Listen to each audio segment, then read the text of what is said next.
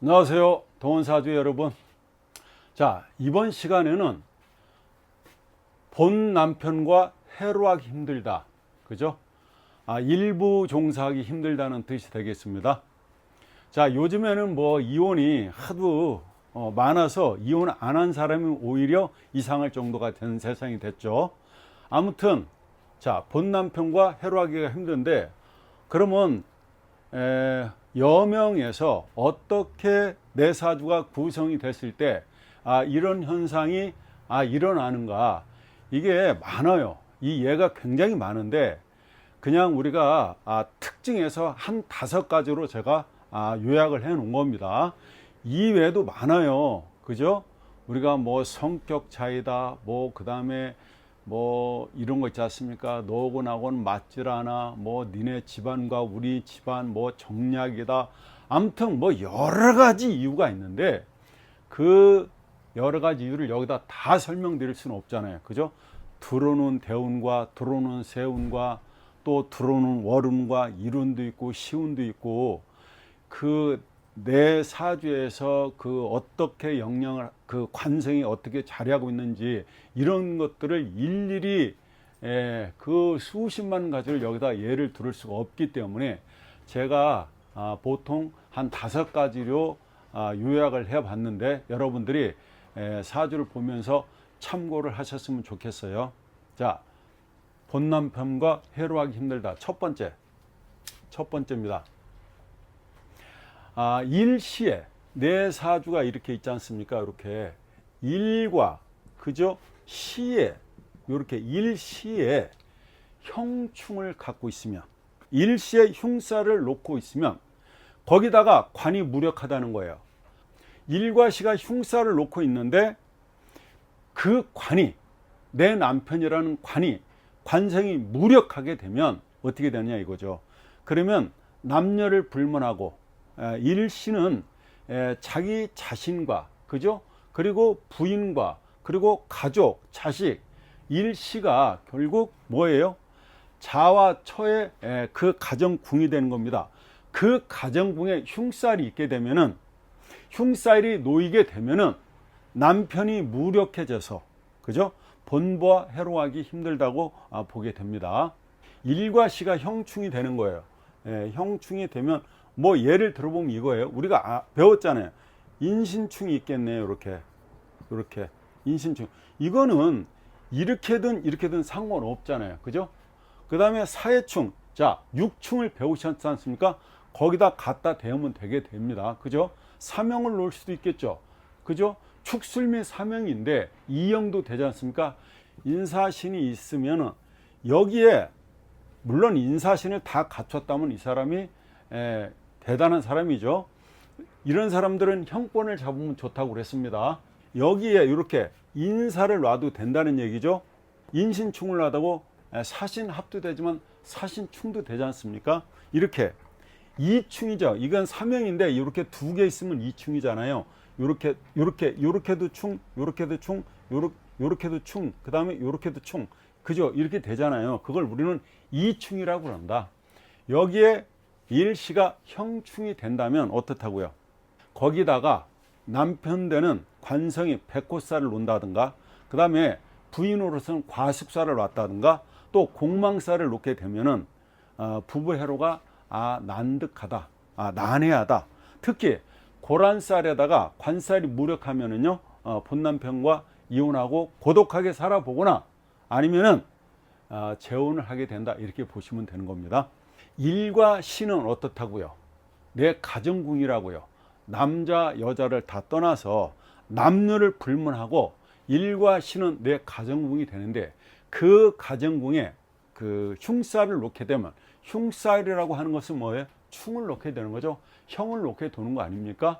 그걸 놨을 때 거기다가 남편 되는 관성이 어때요? 백호살을 놨다든가, 또 여자는 어때요? 그 과식살을 놨다든가, 그죠? 그리고 공망살이 임하게 되면 여러 가지로 보는 거죠. 관백호에다가 그 다음에 과식살을 놨다든가, 그리고 그 공망을 놨다든가, 그러면 부부해로가 어렵다.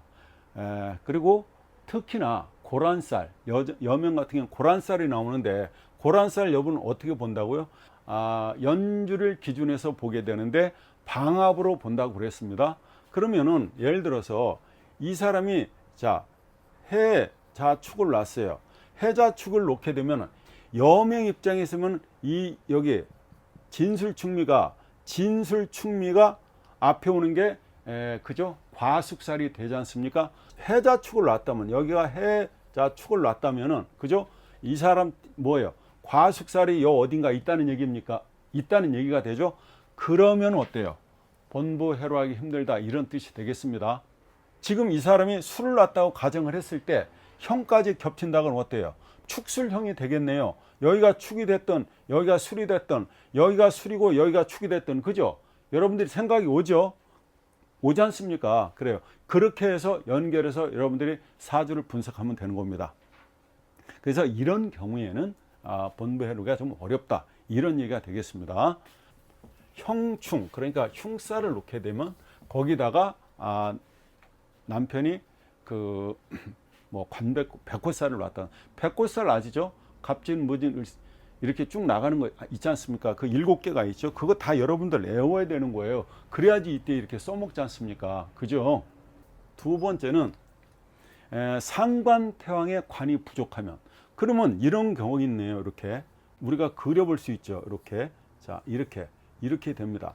여기가 식상이 되지 않습니까? 그러면 상관이 태왕하다는 거죠. 자, 이게 굉장히 많다는 얘기잖아요. 그죠? 이게 엄청 많으면 그런데 관이 어떻다고요? 관이 부족하게 되면 관이 부족하다는 거예요. 상관태왕의 관이 부족한 명은 두 번째가 되겠죠. 그러면 관은 부군으로서 남편인데 그 상관이 글자 그대로 어때요? 이 남편을 갖다 치게 되죠. 그러면 남편이 다치게 되지 않습니까? 그죠? 남편이 상처를 입게 되잖아요. 상관이라고 하는 것은 이 남편이라는 관상의 별을 갖다가 어떻게 돼요? 치게 되죠. 이 상관이라는 건 관성을 상하게 한다는 건 여러분이 그 누구보다도 잘 알고 계시지 않습니까? 자신의 사주에 그죠? 관이 부족하거나 무력한데 상관이 왕하게 되면 이게 왕하게 되면 어떻다고요? 관은 당연히 상할 수밖에 없는 거죠. 관이라고 하는 거는 당연히 상관의 극제를 받게 돼 있으니까 그러면 관 입장에서는 미치고 환장할 일이죠. 관은 다칠 수밖에 없다. 그죠? 집에만 들어오면 패는 거 아닙니까? 누가? 마누라하고 자식들하고 이 관을 갖다 공격하는 거 아니에요. 그러니까 밖으로 돈다 이 말입니다. 본부 해로하기가 힘들다. 이런 경우에 바로 뭐라고 그래요? 해로하기가 힘들다. 이렇게 해로. 상관태왕한데 관은 거기다 무력한데 그렇게 되면은 해로하기 힘들다. 원래 식상은 2개밖에 없었다는 거예요. 2개밖에 없었는데 자식을 3명을 낳아서 플러스 알파가 3명 5개가 되는 거잖아요. 그러면 이 남편은 힘들다는 얘기가 됩니다. 자, 세 번째. 자신의 사주에 관이 많으면 이게 엄청 많다는 거 아닙니까? 이게 관다가 돼 있다. 그러면 그 관사를 제재하지 못하면 식상이 없으면 제재하지 못하는 거죠. 이 식상이 없으면 이 많은 관을 갖다 제재할 수가 없지 않습니까? 이런 경우는 어떻게 되느냐는 거죠. 여명에는 관이 어때요? 남편이 되는 별이 되게 되는데 그 관이 많게 되면은 그 관을 억제하지 못한다? 상관식신이 부족하다는 뜻이 되겠죠. 맞죠?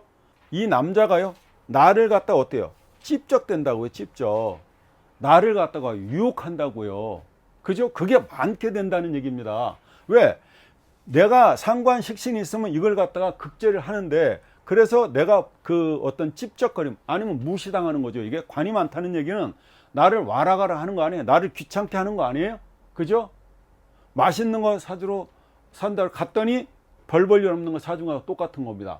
그렇게 나를 피곤하게 하는 거예요. 근데 상관식신이 있으면 이걸 갖다 제하니까 그걸 극제를 갖다가 내가 도움을 받게 되는 겁니다. 근데 이게 관성이 이게 많다는 얘기는 이게 없을 때 나를 극제하는 게 없다는 얘기잖아요. 이게 없으면은 나를 갖다가 피곤하게 하고 나를 오락가락하게 하고 이게 일이죠. 일이 많게 되고 그러면 어때요?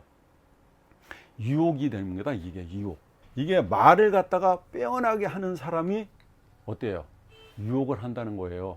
여자들은 그에다 속삭거리면 넘어간다는 게 그런 뜻입니다. 이게 말을 갖다 잘하는 사람을 경계해라. 이 관상이 많으면은 어때요?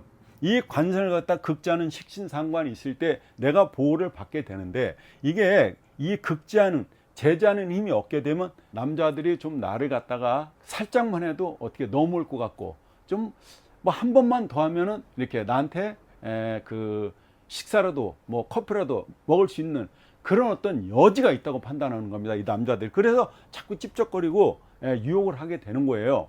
그래서 여자 입장에서는 그러면은 본보해로 하기가 어렵다. 그 유혹을 참고 견디기가 어렵다. 그래서 고서에서는 본보해로 하기가 하늘의 별 따기라고 얘기하는 겁니다. 이게 세 번째가 됩니다. 아시겠죠? 관이 많다는 얘기는 다부가 되죠. 이게 남편이 많다는 얘기가 되지 않습니까? 다부는 무부다. 일부는 유부다. 이렇게 일부는 유부가 된다. 많은 남자는 없는 거와 같고 하나의 남자는 있는 거와 같다. 이렇게 되겠습니다. 그러니까 결국 남자도 그래요. 입장을 바꿔 보면은 남자가 여자가 많아. 남자가 여자한테 인기가 많아. 그러면 그게 그 삶이 좋은 겁니까? 그죠? 자, 여자한테 남자가 많아. 그러면 그 삶이 즐겁습니까? 연애 시절은 다부가 아니죠. 결혼한 후에 부잖아요. 연애 시절에는 한 명의 남자도 연애를 못 해본 여자가 결혼한 이후에 이게 다부가 된다 그러면 문제가 되겠습니까? 안 되겠습니까? 이런 경우가 문제가 되겠죠. 남자와 관계가 복잡하다. 이건 문제가 있다고 얘기하는 것이죠. 그죠? 그래서 결혼한 이후에는 일부가 한 명이다. 유부해야 된다는 이런 얘기가 됩니다. 역시 남자도 마찬가지죠. 총각이야. 총각 때는 어떻게 하든 문제가 되지 않지만 총각 때 인연을 결혼한 이후까지도 끌고 간다. 그럼 문제가 되겠죠. 그죠? 여러분들이 이것들은 어떻게 해야 되는지는 여러분이 마음먹기에 달려 있는 겁니다. 그죠? 네 번째요. 부성인명운이 불행하게 들어오면 역시 본보해로 하기가 어렵다. 남편이 되는 이 관살이 임묘하게 되면, 그러니까 예를 한번 들어볼까요? 기토일간이 남편이 뭐예요, 여러분? 자, 을목이 되겠네요. 을목인데 이 사람이 여기에 이렇게 미를 갖고 있으면 어때요? 을목은 여기에 입고가 되지 않습니까? 그렇죠? 이런 경우가 되겠습니다. 기토일간의 남편이 을목이 되는데 자기 사주에 이렇게 미를 갖고 있다. 그러면 을목은 그 미토가 결국 고지가 되지 않습니까? 그죠? 이 미토라고 하는 건 우리가 진술충미가 사주에 있을 때는 굉장히 잘 봐야 된다고 그랬습니다. 이 진술충미는 재고기인이 될 수도 있지만 부성인묘가 될 수 있고, 그리고 육친을 갖다 인묘시키기 때문에 굉장히 잘 봐야 되는 겁니다. 그래서 이 여명에서는, 이 기토일간 여명에서는 어때요? 남편이 있는데 여기에 입고되지 않습니까? 만약에 여기에 을목이 이렇게 떠 있다고 가정을 해봐요. 그러면 어때요? 입고됐다고 보는 겁니다. 아시겠죠? 남편 되는 관살이 인묘를 하게 되면 그 남편이 힘이 없죠. 내 사주에 인묘가 되지 않았을지라도, 남편이 묘궁에 들어가지 않았을지라도 들어오는 세운, 그러니까 들어온 대운도 나빠, 들어온 세운도 나빠, 거기다가 12운성으로요 이게 휴수사절로 들어가게 되지 않습니까? 그렇게 되면 부성이 거기다 인묘된다. 그런 경우에는 운마저 불행하기 때문에 본보가 해로하기가 어렵다. 이렇게 보는 겁니다. 자, 여러분, 이거 우리가 인묘되는 거 나왔는데, 진술충미는, 자, 이게 100번을 1000번을 얘기해도 이게 아주 이 좋은 얘기가 뭐냐면, 이런 진술충미를 자기 사주에 갖고 있다. 그렇다면은 재고기인도 반드시 되는데, 그러면 아무 때나 또 재고기인이 아니에요. 자기 일간으로 봤을 때 그 속에 지장간에 재가 있어야 되는 거죠. 물론 갑수를 놨다. 그러면 목후도 이미 재고기인을 놓은 거죠. 이 자체로 재고기인을 놨죠. 자, 술은 뭐를 인묘를 시킨다고 알아야 되는 거? 화의 인묘자리죠. 그러면 이 사람한테 화가 목생화죠. 그러면 어때요? 자식이 인묘됐다고 보는 겁니다. 그럼 자식이 인묘됐다는 얘기 뭐예요? 어렸을 때 이분이 시집을 갔을 때, 그죠? 유산 낙태를 경험했다고 보는 겁니다. 더군다나 거기다가 여기 이게 목성 말아서 그죠? 식신이 여기 들어있죠. 상관이 들어있죠. 신정무 그죠? 정화가 들어있는데 이게 형충이 걸린다든가 그러면 백발백중에 걸리게 되는 겁니다. 여러분 이렇게 사주 관명하는 겁니다. 아무튼 지금 부성인묘를 얘기하고 있기 때문에 여기에 치중해야 되는 것이죠. 다섯 번째는 여명사제 관살이 혼잡해요. 그래서 관이 불균형을 이루고 있어요. 그러니까 여명에 여기 정평관이 혼잡되어 있다는 얘기입니다. 정평관이 혼잡되어 있으면 관이 불균형을 이루고 있다고 얘기하는 거죠. 그래서 여명의 정관은 본 남편이 되게 되는데 편관은요 편부가 되고 정부가 되고 애인이 되게 됩니다. 그죠? 그래서 사주의 정평관이 혼잡이 되게 되면 내 남편과 본 남편과 남의 남자가 뒤섞여 있는 상이라서 본부해로하기 어렵다고 보는 겁니다. 아시겠죠? 정평관이 혼잡되시면 만약에 이렇게 봐요. 여기에 정화가 이렇게 있다고 봐요. 일간 정화면은 관성이라고 얘기하면 여기에 임하고 개수가 이렇게 있겠네요. 임계도 있는데 천간에 임계가 떠 있고 지지에 해자가 있다고 보면은요 어때요? 정평관이 혼잡되어 있지 않습니까? 그렇죠? 천간으로는 임계가 드러나 있고 지지로는 만약에 해자가 있다 그러면 정평관이 혼잡되어 있다고 보는 거죠. 그러면 내 남편과 문 남자들이 뒤섞여 있는 거단 말입니다. 그러니까 이런 여자는 어때요? 남자들이 있는데 가면 인기가 짱이죠. 그죠? 여자 입장에서 남자가 많다는 건 뭐예요? 이분이 이쁘다는 뜻이 되겠죠? 자, 여자인데 여기 남자들이 득실득실해. 그 얘기는 이분이 이쁘니까 남자들이 꼬이는 거 아닙니까? 사주를 이렇게 보는 겁니다. 자, 예를 들어서 여기에 내 식상이 있어요. 야, 식상인데 이게 내 자식이죠. 이분의 자식 아니에요. 자식인데 여기 식상이 많아요. 그러면 이 식상에 이 내 딸인데 내 딸의 사유는 누가 됩니까? 자, 사유 누가 돼요, 여러분? 동원사주 여러분. 자, 인수가 되겠죠, 인수가. 여기 인수가 사유가 됩니다. 왜? 인수가 식상을 극제하기 때문에 그렇죠? 그렇죠. 나를 극제하는 사람이 남편 아니에요. 그럼 내 딸을 극제하는 사람은 뭐예요? 인성이잖아요. 그러면 이 사유가 잘났다고 할 수 있죠. 이 사유가 잘생겼다고 할 수 있다 이 말입니다. 왜? 여자가 많지 않습니까? 사위 입장에서 보게 되면 그렇다는 얘기가 되죠. 맞죠?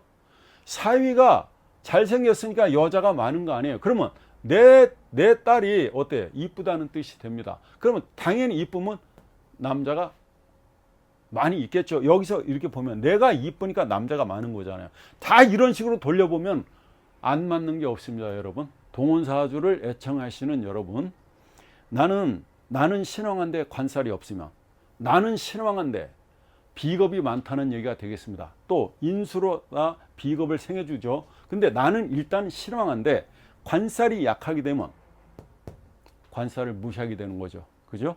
돌려보세요. 또 사주에 금수가 많은데 사주에 금하고 수가 많다고요. 그러면 금수가 많으면 그런데 또 관이 미약하면 이렇게 여러 가지 등등등 이렇게 수십 가지가 나오지 않습니까? 이외에 여러분들이 어떻게 돼요? 깊은 생각을 갖고 오행을 갖다 돌려서 궁리의 어떤 끝을 가시면은 저는 개안이 되실 것이라고 확신을 드리는 바입니다. 네, 여기까지 하겠습니다. 감사합니다.